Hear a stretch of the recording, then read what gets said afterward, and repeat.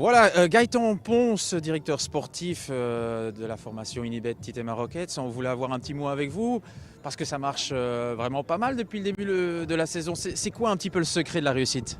Le secret, il n'y en a pas vraiment. On a eu un super recrutement, notamment avec Lucas Kubiš, qu'on parle beaucoup, Giovanni Carboni aussi, et puis les anciens qui étaient déjà là l'année passée, qu'on essaye de développer au fil du temps. Donc on a vraiment un projet sur le long terme avec la plupart des mecs qui sont dans l'équipe. Et voilà, on va à notre rythme, mais c'est vrai que le début de saison est assez incroyable pour nous, donc c'est vraiment chouette. On considère l'équipe assez petite, mais au final, il y a quand même pas mal de gens qui transitent autour de la structure. Oui, c'est ça. Donc la société, l'équipe en elle-même emploie pratiquement 95 personnes.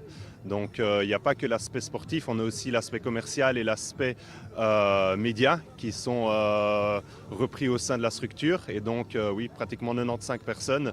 On a un système de fonctionnement un peu différent du système traditionnel qu'on a dans le vélo. Donc le département média crée du contenu, il donne une raison de travailler aux commerciaux qui dégagent les revenus et les commerciaux réinjectent l'argent dégagé dans l'équipe de vélo. Et donc on a une espèce de triangle comme ça qui fait fonctionner l'équipe. Alors on sait que vous avez une licence française pour cette saison. Est-ce que ça veut dire que dans un futur proche, on peut quand même voir plus de coureurs français dans l'effectif? Probablement, oui. La licence française nous ouvre les portes de beaucoup de belles courses. La Coupe de France notamment. Là, en ce moment, on est premier à l'inter-équipe, mais aussi premier au classement général avec Lucas Kubiš. Donc oui, la licence française nous apporte énormément de choses et probablement dans les années à venir, plus de coureurs français. On en a déjà 4 cette année. Donc voilà, probablement plus à l'avenir, oui. Et le projet sur le long terme, c'est d'intégrer le World Tour ou pour l'instant, on n'en parle pas?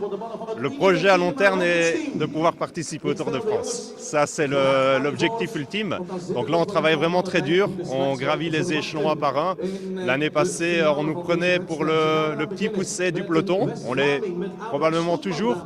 Mais voilà, cette année, on est invité sur Paris-Roubaix. C'est notre premier monument.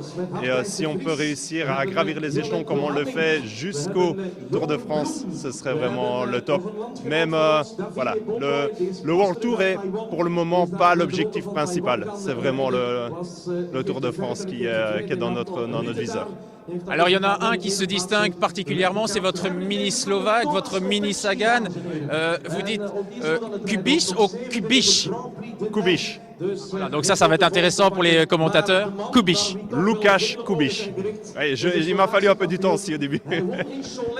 Il a déjà gagné, il vient de gagner. Justement, une course comme aujourd'hui ici à La Panne, au sprint, qu'est-ce qu'on peut espérer pour lui? Alors, c'est clair que Lucas est très rapide. Maintenant, c'est peut-être pas le sprint massif où il se distingue le plus. On a aussi un autre coureur ici au départ avec Davide Bomboy qui est très rapide. Donc voilà, on va jouer un peu sur deux scénarios aujourd'hui, un petit peu en fonction de comment la course se déroule.